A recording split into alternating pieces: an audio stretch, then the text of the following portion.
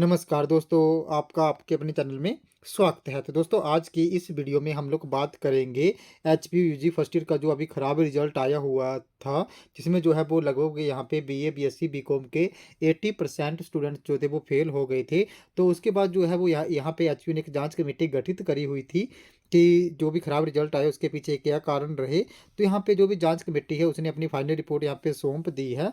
तो यहाँ पे अब आगे क्या होगा, वो जांच कमेटी में क्या-क्या आया, उन्होंने कौन-कौन सी यहाँ पे जो जाँचें वो पूरी करी, उन्होंने कौन-कौन से तथ्य यहाँ पे सामने रखे। अब जो छात्र फेल हो गए हैं उनका क्या होगा? यहाँ पे कौन-कौन से स्टूडेंट्स को ग्रेस मार्क्स मिलेगी, कौन-कौन से सब्जेक्ट में जो है वो ग्रेस मार्क्स मिलेगी। तो इन सभी अपडेट्स के बारे में जो है वो डिटेल में बात करेंगे। तो चलिए दोस्तों करते हैं वीडियो को स्टार्ट।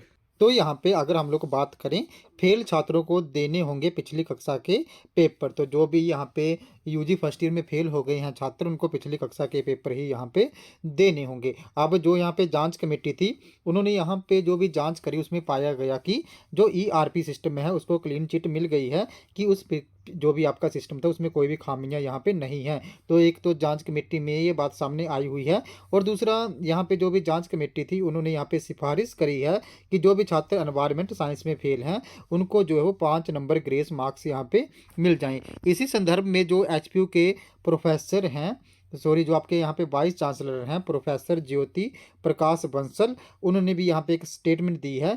केवल एनवायरमेंट साइंस विषय के ही ज़्यादातर छात्र जो हैं वो फेल हुए हैं, उन्हें एचपीयू जो है 5 ग्रेस मार्क्स देगा।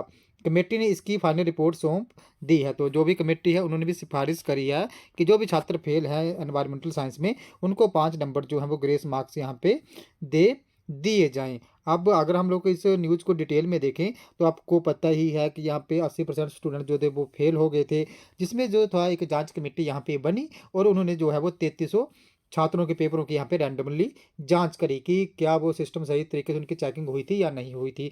तो जैसे उन्होंने वो 3300 पेपरों की जांच करी, और ये जो 3300 पेपर थे ये वो पेपर थे, इनको सिर्फ रैंडमली उठाया गया था, यानी कि किसी के पेपर यहाँ पे उन्होंने उठा लिए थे और उनको यहाँ पे जांचा गया। तो इसमें जो है वो 131 छात्र जो है थे वो बाद में पास हुए। तो ये जो जांच थी वो इस तरीके से चली कि पहले तो जो भी कॉलेजेस थे जिनका सबसे खराब रिजल्ट आया हुआ था उसके रैंडमली 3300 पेपरों को यहाँ पे लिया गया और उसको यहाँ पे जांचा गया। तो इसमें जो 2100 छात्रों की उत्तर पुस्तिकाओं का जो था, उनके ऐसे मार्क्स थे कि वो 2-3 नंबरों से फेल हो रहे थे। अब उन 2100 यहाँ पे जो आंसर शीट्स थी उनको फिर से चेक किया गया और उसमें 131 छात्र जो वो थे वो पास हो गए थे। अब जो भी यहाँ पे एचपीयू की जांच कमेटी आई, उन्होंने बोला कि जो यहाँ पे ईआरपी सिस्टम है वो प्रॉपर है। अगर यहाँ पे ईआरपी सिस्टम प्रॉपर होता, तो जैसे यहाँ पे जो भी 3300 पेपरों की जांच करी हुई थी और इसमें भी जो अभी 131 छात्र पास हुए हैं उनको पहले यहाँ पे फेल कर दिया गया था। तो ये भी एचपीयू की जो भी जांच कमेटी की अभी रिपोर्ट आई है उस पर भी एक क्वेश्चन मार्क लगाता है। यानी कि अगर वहाँ पे प्रॉपर तरीके से चेकिंग हुई होती तो अभी जो ये 131 छात्र पास हुए हैं ये भी वहाँ पे फेल ही होने चाहिए थे, अगर उन्होंने प्रॉपर तरीके से जाँच करी होती। अब 131 छात्र पास हो गए, इट मीन्स उन्होंने पहले जो है वो अच्छी तरह से चेकिंग नहीं करी है। यहाँ पे जो है एचपीयू कुछ एक चीज़ों को छुपा रहा है। अब आप लोग ये भी देखो कि उन्होंने बोला कि ईआरपी सिस्टम जो है वो प्रॉपर तरीके से काम कर रहा है, वो बहुत बढ़िया सिस्टम है। लेकिन अब उसी ईआरपी सिस्टम के थ्रू आपके एग्जामिनेशन फॉर्म भी फिल होते हैं, आपका रिजल्ट भी आता है। तो यहाँ पे जब आप एचपीयू ने ये ईआरपी सिस्टम जो है वो 8 करोड़ में लगाया था, और उन्होंने बोला था कि जैसे ही पेपर यहाँ पे चेक होंगे तो 40 दिनों के अंदर पेपर चेक हो जाएंगे और उसके बाद यहाँ पे रिजल्ट जो वो आ जाएगा। लेकिन अभी तक किसी भी क्लास का यहाँ पे 40 दिनों के अंदर कभी भी रिजल्ट जो है वो नहीं आया हुआ है। और दूसरा, जैसे ही आप यहाँ पे ईआरपी सिस्टम के थ्रू ही अपने एग्जामिनेशन फॉर्म फिल करते हो, तो जैसे आप वहाँ पे अपने एग्जामिनेशन फॉर्म फिल करते हो तो स्टार्टिंग में 1-2 दिन तो शायद प्रॉपर तरीके से चलते हैं, लेकिन बाद में वहाँ पे खामियां पहले पाई जाती हैं। जो छात्रों के एग्जामिनेशन फॉर्म है वो प्रॉपर तरीके से यहाँ पे सबमिट नहीं होते, उनको कभी उनकी फीस कट जाती है और वहाँ पे अपडेट नहीं होती, तो उनको ऐसी कई प्रॉब्लम जो है उनका सामना करना। तो जो भी छात्र हैं उनको यहाँ पे फॉर्म फिल करने में, रिजल्ट में भी बड़ी सारी कठिनाइयों का सामना करना पड़ता है।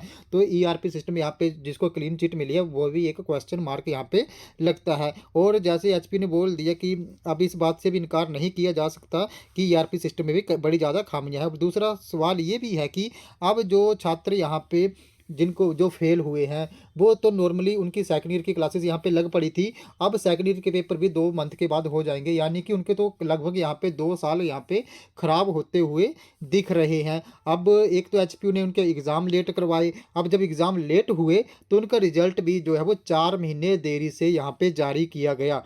अब जो है वो छात्रों ने, जितने भी फेल हुए छात्र थे, उनको दोबारा से यहाँ पे फेल कर दिया। तो ये भी एक क्वेश्चन मार्क लगाता है कि यहाँ पे हज़ारों छात्रों का जो भविष्य है वो दाँव पर लग गया। अब उनके जो है वो यहाँ पे 2 साल खराब हो रहे हैं। अब क्लीन चिट भी मिल गई, यहाँ पे सारी चीज़ें प्रॉपर तरीके से हो गई, लेकिन क्वेश्चन मार्क अभी भी लग रहे हैं कि जो 131 छात्र यहाँ पे बाद में पास हो गए, तो वो तो पहले फेल थे।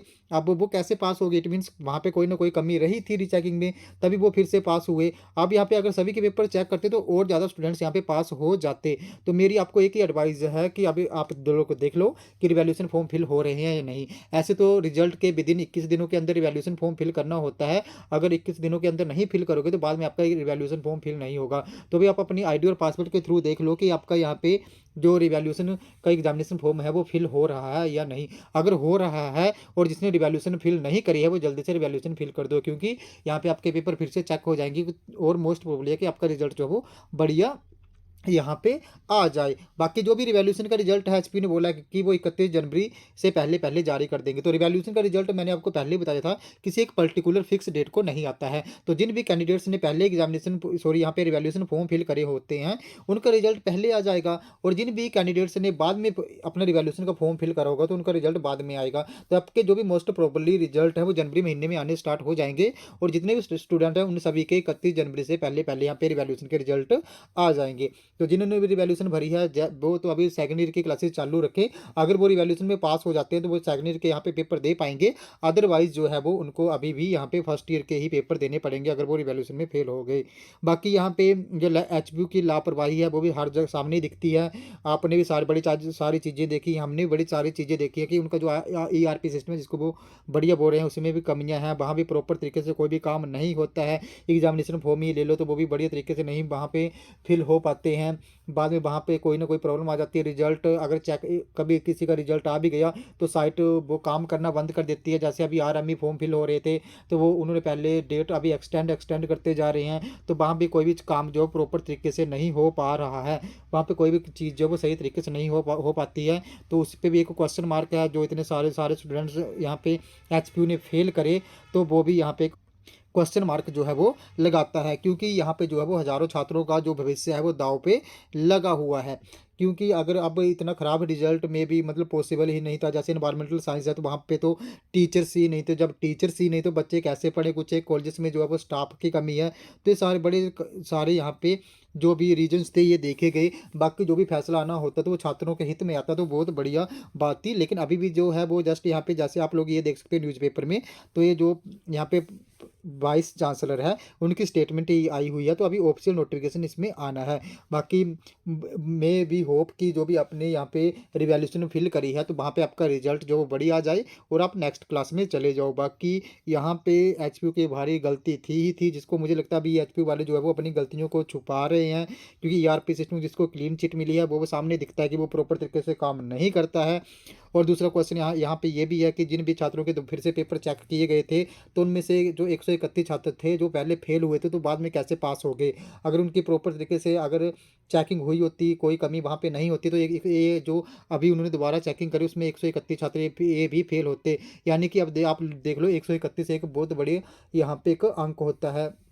तो अब इन छात्रों के पेपर भी पहले सही ढंग से चेक नहीं हुए थे। अगर ये चेकिंग यहाँ पे जो आपकी वैल्यूएशन कमेटी थी वो नहीं करती तो ये 131 छात्र भी यहाँ पे फेल हो जाते और इन 131 छात्रों का भविष्य खराब हो जाता। तो यहाँ पे कहीं ना कहीं कोई ना कोई अंदर में कमियां हैं। इसी रीजन की वजह से जो रिजल्ट यहाँ पे खराब आया एचपीयू की, जैसे अभी एचपीयू की ग्रेडिंग भी हुई थी, नेका से टीम आई हुई थी तो उन्होंने भी उनको ए ग्रेड दिया, उनकी रेटिंग कम कर दी।